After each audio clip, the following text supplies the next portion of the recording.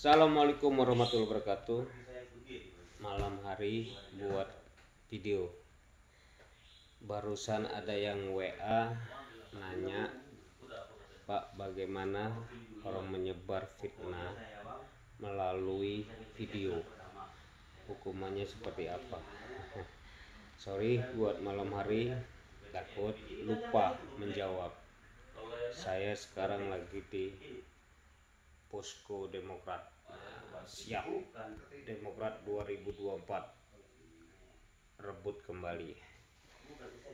Undang-undang IT pencemaran nama baik di Undang-undang IT ancamannya 6 tahun.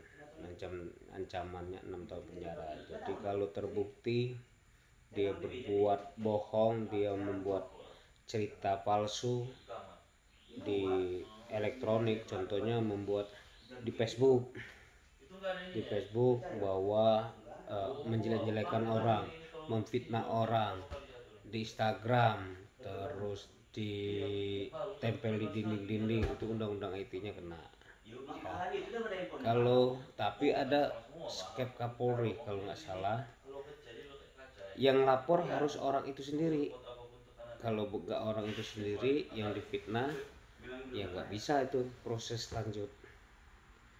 Jadi kawan-kawan, saudara-saudara yang nonton konten YouTube ini, sudahlah untuk fitnah, sudahlah menyebar berita hoax, sudahlah untuk membuat orang benci. Contoh gambar presiden nggak pakai masker seumpamanya, Bapak Presiden nggak pakai masker, sedangkan itu sudah berapa tahun yang lalu nggak pakai masker, tapi dikirim-kirim di sekarang bahwa Pak Presiden kumpul-kumpul nggak pakai masker, itu fitnah bisa. Tapi memang yang harus melaporkan adalah Pak Presiden sendiri. Tapi hati-hati juga, itu simbol negara kita ya, presiden ya, bendera itu simbol negara kita ya. Jangan dijelek-jelekan, jangan difitnah. Tapi kalau memang benar melihat orang itu di YouTube atau di videoin, kasih tanggalnya, kasih jamnya, kasih harinya, biar jelas, biar nggak fitnah.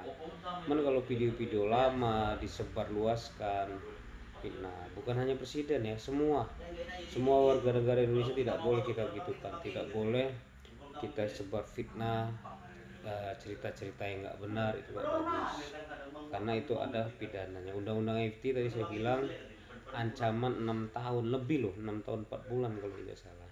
6 tahun, apalagi di Facebook diceritakan bahwa dia punya utang, bahwa dia kabur dari masalah. Itu bahaya juga buat cerita-cerita palsu. Memang benar dia punya utang, tapi tidak bisa disebarluaskan. Tidak bagus juga fitnah bahwa dia kabur karena dia punya utang, tapi fitnah dia kabur kan belum tentu. Kalau dia buat laporan, kalau dia di kepolisian terus bilang bahwa saya tidak pernah kabur Pak, ini fitnah ini Pak. Jadi kita niat mau nagih, malah kita masuk, kalau kita unsur pidananya ada menyebarluaskan itu kembali lagi tidak boleh. Menyebarluaskan berita-berita buruk, berita-berita jelek, itu tidak boleh. Undang-undang IT-nya luar biasa ya. Jadi kalau memang kawan itu sumpahnya punya utang, ya jangan disebar-sebarluaskan, apalagi sebarluaskannya kabur, ada bahasa kabur, jelek-jelekin, jangan. Banyak, apapun ceritanya, ndak usah lah buat berita-berita hoax, berita-berita yang nggak benar. Kami dari Partai Demokrat juga, ketua umum kami melarang sekali menjawab konten-konten atau video-video atau berita-berita yang lagi panas di komen, atau membuat keruh atau membuat gaduh. Itu tidak boleh, betul. Memang di dalam undang-undang tidak boleh. Apalagi perintah ketua umum Demokrat melarang sekali untuk kadernya membuat konten-konten yang tidak benar atau menjawab atau menyebarluaskan teguran, betul, tak boleh sama sekali ya. Itu sedikit dari saya, semoga mengerti, semoga paham apa yang saya sampaikan walaupun sedikit. Oke, sekali lagi sudahlah untuk membuat berita-berita jelek atau ini ajakan dari saya dari Lampung Tengah. Saya anggota DPRD Kabupaten Lampung Tengah yang peduli hukum, yang paham hukum. Jadi saran saya, jauhin berita-berita hoax, berita tentang katanya presiden kumpul-kumpul kayak ada terakhir berita mall banyak yang rame gara-gara Imlek, itu belum tentu kebenarannya gitu loh. Mungkin video foto itu 10 tahun yang lalu atau 5 tahun yang lalu. Nah ini kan enggak, kebenarannya tidak ada, kebenarannya perlu diuji. Kayak kemarin Imlek kemarin tuh belum tentu itu ya.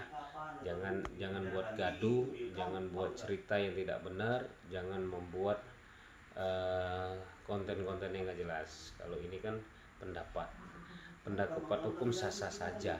Kita warga negara Indonesia punya hak bicara, kita punya warga negara Indonesia punya hak untuk bercerita.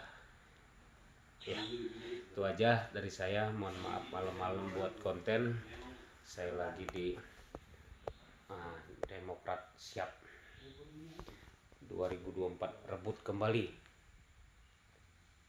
Semoga yang menonton konten YouTube Tony Sastrajaya selalu diberi kesehatan, umur panjang, selalu dapat berbuat, berkarya, bermanfaat untuk orang banyak, selalu diberi kesehatan, sukses selalu untuk kita semua, khususnya Lampung Tengah berjaya. Assalamualaikum warahmatullahi wabarakatuh. Tabik pun.